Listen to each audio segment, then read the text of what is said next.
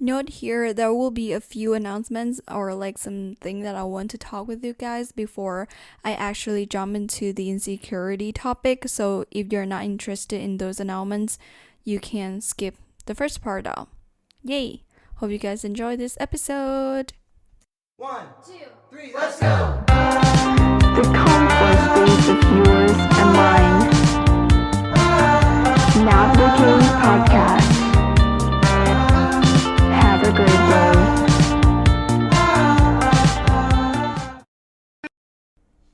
Hi, welcome to Nap the K podcast.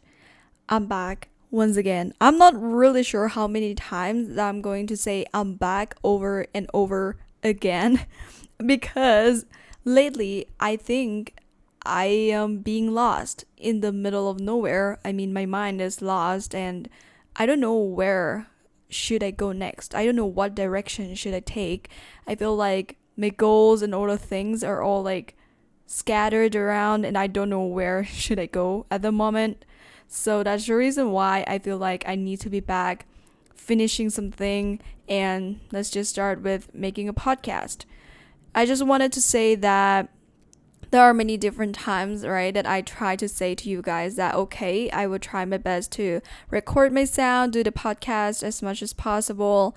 But it seems like it turned out that I procrastinated many different times. So if you guys are just like me who tends to procrastinate things all the time, I just wanted to say that you're not alone. I am just like you. You're not alone in this world.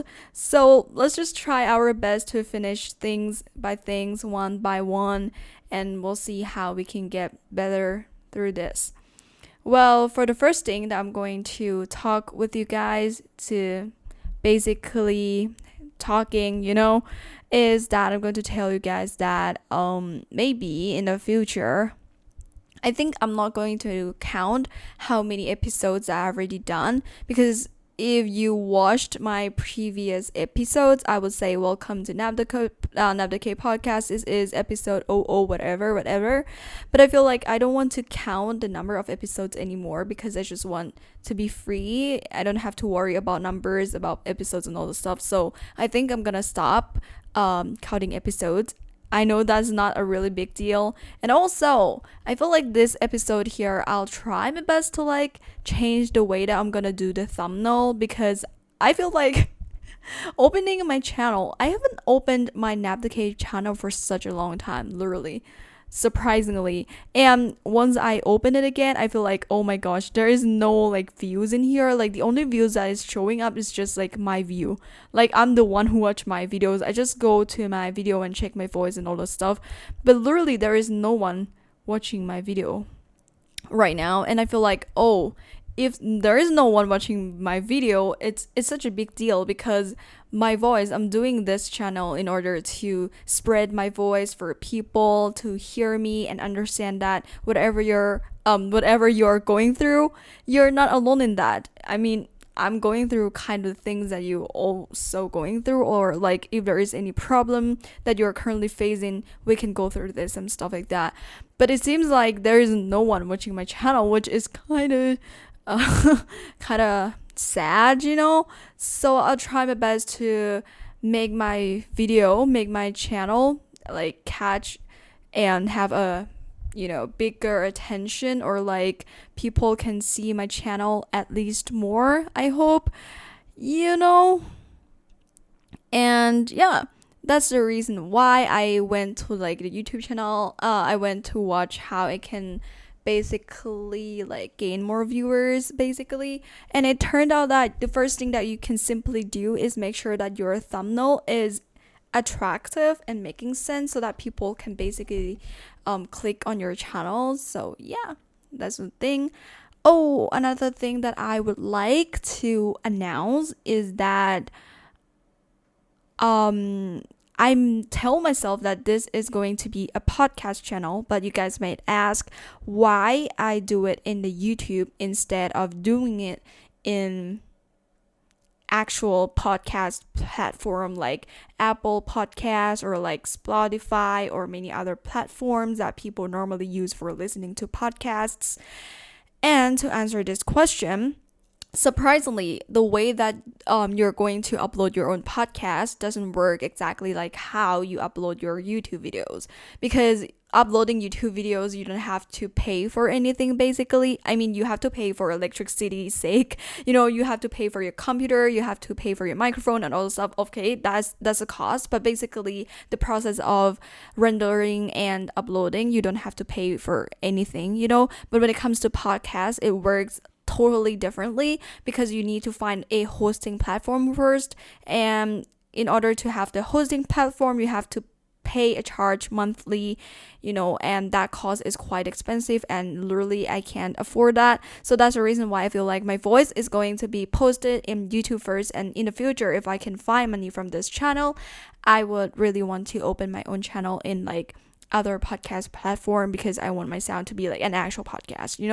Yeah, that are basically the things that I'm going to declare to you guys. And interesting facts about this video, I just wanted to tell you guys my interesting facts about this video is that this video, I don't have any script. Oh my gosh.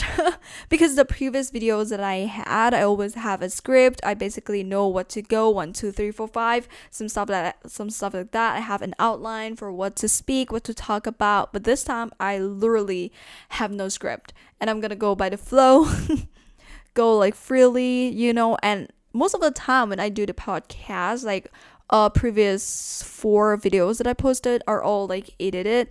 Some of the part has edited, so I filtered some of the part out, because sometimes I say something that is not really making sense, so I try to cut those part out. And this time I think I'm gonna be a little bit more like unfiltered to you guys, so I try my best to sound as making sense as possible. All right, so today episode I'm going to talk about insecurity.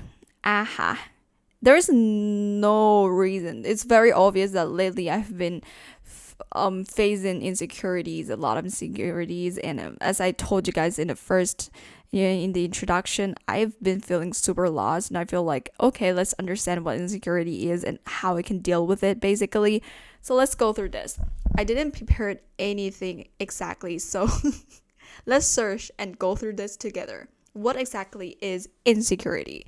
So by definition, like when you search and boom, Google dictionary. So it says that brush insecurity means uncertainty or anxiety about oneself, lack of confidence basically. So I feel like insecurity, the word itself, is a very broad topic. There will be thousands of episodes to talk about insecurity specifically. So meaning to say that I am doing this episode of insecurity doesn't mean that in the future I'm not going to talk about it again. I feel like this is going to be the first time that I'm going to touch on the word insecurity, and maybe in the future, if I understand about this word more, or like I can face the insecurity better, or I can deal with it better, I would really love to share you guys in the future how I can deal with insecurities and all the thing, and how insecurity is actually like. But for this episode, I think I'm gonna touch on and understand what insecurity is, because I've been facing something that is not really good, and I feel like, okay, this is considered as insecurity. Another definition of insecurity is that it's the state of being open to danger or threat, lack of protection. Okay. All right, so I got one website here that is really good. It's called WebMD. I'm not sure, is it supposed to be read as WebMed, or like it's just Web and MD? It's like WEBM capitalized M and D. Oh my gosh. So this web has a very good structure of paper of how introducing the word insecurity here. So I think it would be a really good place to understand what insecurity actually is. All right. I believe that people in this world, everybody has their own insecurity. Am I right? Like specifically, it doesn't mean that people who is out there, people who seems to be confident and who is like the president or like the prime minister, or like people in front of a class and stuff like that, people all have their own insecurity. That is one thing that I believe in my whole life. But what is important is that how you can deal with it, how you're gonna live with your own insecurity. Are you gonna ignore it and leave it there and leave it as your flaws all the time, or just embrace it, or is just you going to understand it and deal with it and go through it? And me as a person, I feel like I can't ignore it anymore because the feeling of insecurity is so strong that can literally block me from doing something that I want to pursue. Like the insecurity here that I'm currently facing is so strong, you know? I'm not even sure that the feeling that I'm currently having right now is actually insecurity or not, but I feel like it's good to basically start with understanding this term exactly. Okay, so let's go through this. What is insecurity? According to WebMed, I'm gonna read webmed.com. It states that insecurity is a feeling of inadequacy and uncertainty. It produces anxiety about your goals, relationships, and ability to handle certain situations. Everybody deals with insecurity from time to time. It can appear in all areas of life and come from a variety of causes. It might stem from a traumatic event, patterns of previous experience, social conditioning, or local environments such as school, work, or home. It can also stem from general instability. People who experience unpredictable upsets in daily life are more likely to feel insecure about ordinary resources and routines. On the other hand, insecurity can have no definite external cause. Instead, it appears as a quirk of personality or brain chemistry. So that is the definition of insecurity by WebMed. Okay. There are a bunch of many types of insecurity here. For example, like the most common that people normally have or like tend to have includes like relationship insecurity, job insecurity, body image insecurity, social insecurity, anxiety, signs of insecurity, perfectionism, all this stuff, self isolation, anxious or avoidant attachment styles, poor job performance, dealing with insecurity, depression, or anxiety. Oh my gosh, there are a bunch of insecurities here. Oh my gosh. I'm not like the professional who can explain to you what exactly is insecurity is, but let me share you one of my insecurity, and it's the thing that I just faced and it's so hard. Well, all right, let's start. When I was younger than my age at the moment, like I will say a few years before, I believe that I'm not good at sports. Like in terms of athletics thing, you know, like I'm not good at sports in any aspects. I'm not good at running, like even running, you know, swimming. When I was young, I took a lot of swimming courses. My parents, you know, brought me to like swimming courses and I had it many different times, and it turned out that I'm not a really good swimmer yet. And if someone asks me like whether you can swim or not, I literally can't say that I can swim. And a few weeks I went to a water park with friends and I tried to swim in the water, and you know it's quite deep water, and it turned out that I couldn't swim, which surprises me because okay, that is one of the things that kind of guarantee that I'm not good at sports. But me as a person, I feel like I'm more grown up, and I feel like I don't believe that I'm not good at sports. It's more like I am not familiar with sport. Actually, maybe I can do it. I mean, as a person, as a human, I believe that we can all do everything. It depends on mindset. Whether you can do things, you can achieve things or not, it all depends on mindset. Like, let me just say this. I feel like the billionaire or like popular people who seems to be successful, there are humans like us, but why they are successful, why they are there in that place, because they have mindset or something that can bring them there. So me as a person, I try to change my habits and try my best to stand out there and face the fears or like the mindset that I had that I am not good at sports. So I tried my best to like change that, you know.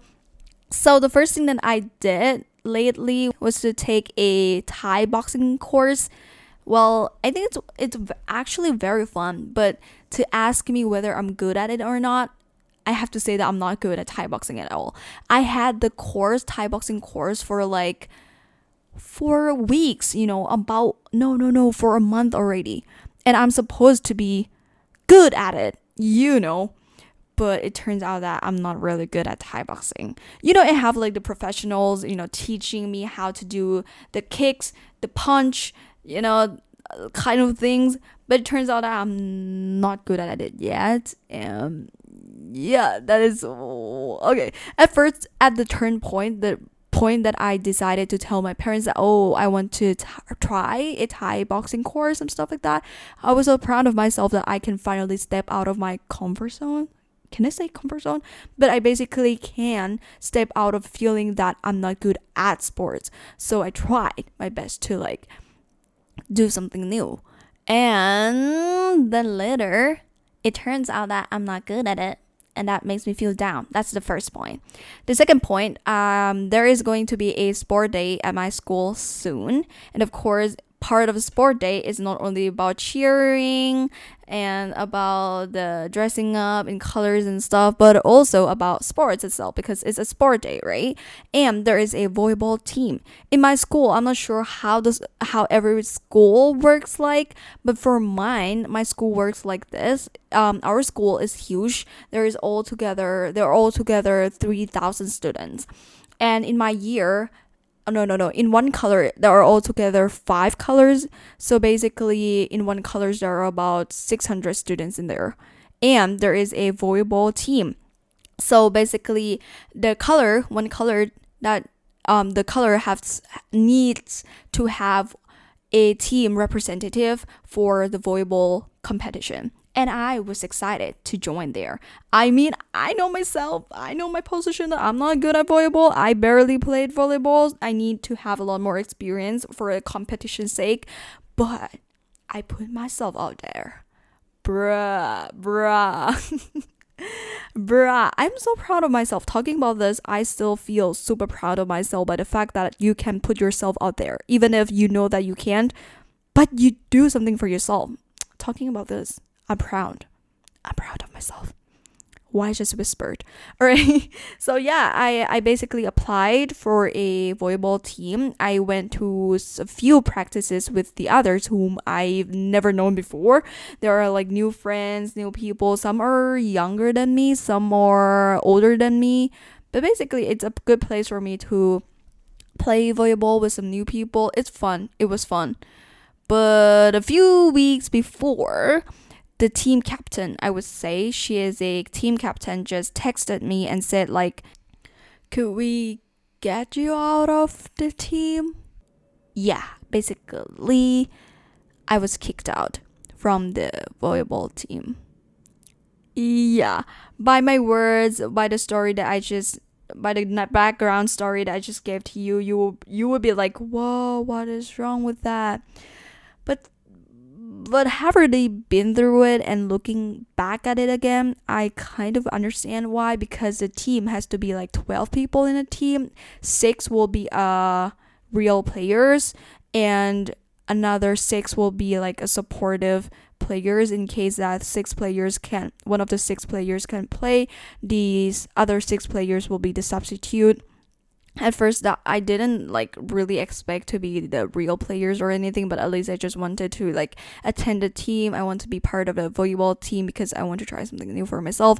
But yeah, it turned out that when I went to the practice, it turns out that I am not really good. I mean, compared to other people, I need to work a lot more, So yeah, I was kicked out, and that is the second point that I went down again. Yeah, so lately I've been feeling super like lost and whatever, and now I feel like the only thing that I can say is that my insecurity is that I can't do sports. I'm in the stage of deciding whether I should accept it and embrace it that I can't do sport and just let it go. So I can't do, then why do I have to do the sports? But at the same time, I feel like sports is a very fun thing. So I feel like I don't want to ignore it, and I don't want to be cool with the fact that I'm not good at sports. Instead, I want to oh my gosh, I want to have fun with it, Like it's so complicated to explain and all the stuff. Oh my gosh. Yeah, that is my story. And actually I have a lot more of insecurities, and I'm in the stage of not knowing how I can deal with it. And that's the reason why I want to make this episode, at least to tell you guys that if you're in the stage of knowing where to go, oh my gosh, if you're in the stage of not knowing where you should go, you're not alone in this. I am too. I'm just like you. All right, let's continue in this website. Dealing with insecurity. Okay, so let's read. I'm gonna read this to you. So the information that I'm gonna read this to you, I'm not the one who type it. I'm not the one who think it. I got it from webmed.com. Okay. Dealing with insecurity. Occasional insecurity is a nature part of life. For deeper and more longer lasting feelings of insecurity, however, professional therapists can help you sort through your emotions and develop strategies for everyday life. In dealing with insecurity, there are a couple of helpful tips to keep in mind. Social networks matter. Broad and meaningful social networks, that means friendships, relationships with coworkers, and more, help to lessen both insecurity and its negative effects. Ooh, that is kind of true. There are literally some moments I feel like I'm not good enough, and like, oh my gosh, I'm gonna share this to you guys. The deep thoughts of mine are going to be shared. All right, I'm gonna share it with you guys because I feel like, why not? I mean, it's not wrong to share your own feelings, right? Right? Sometimes I feel like I'm not good enough. I feel like, I'm in a school environment, okay? Specifically in a school environment, in a classroom specifically. My classroom has like 25 people, and I feel like I'm not good at specific thing, And when I feel like I'm not good enough, when I feel like I have the thoughts of I'm not good enough, I have the thoughts of you're not good. There are a bunch of people better than you. Those thoughts block me from doing certain things. Something that is so small but really have a huge impact on my life, and that will have a further impact on my daily basis. That is the thing that I just noticed lately, that little things that I couldn't do actually have a huge impact on my routine and how it's gonna turn out, how my life is gonna turn out. Like sometimes, I feel like I'm not smart. Okay, let me just go through this really quick, and let me just be honest to you, open-minded, straightforward to you guys. I feel like sometimes I'm not smart. Intellectually, I'm not smart. In terms of like academically, I'm not smart. I'm not that grade A student. Even if I got grade A, I just got grade A, but I'm not like the genius in the class. Second, I'm not a sporty person. Some people are not good at academic thing, but they are so good at sports, but I'm not good at sports. Third, all right, in terms of like, so there are some people who are not good at sports, not good at academic things, but they're good at computer coding, like computer stuff. They're so high technological, they know a lot of technologies kind of thing, and I'm not good at it. What is more? Let's bring more. Some are good at dancing, some are good at singing. I'm not good at it. That makes me feel like, oh my gosh, you're not good at anything. If I'm going to describe myself, I feel like I'm a straight line. I can do everything, but not good at anything specifically. That is who I am. Literally. And I accept it. At the moment, I accept it. In the future, I will try my best to be a wider straight line. The straight line that can go through something more, be good at something. Maybe I can be good at different things. Who knows in the future, right? But I'm not going to talk about future yet because I want my present time to be okay first in this stage.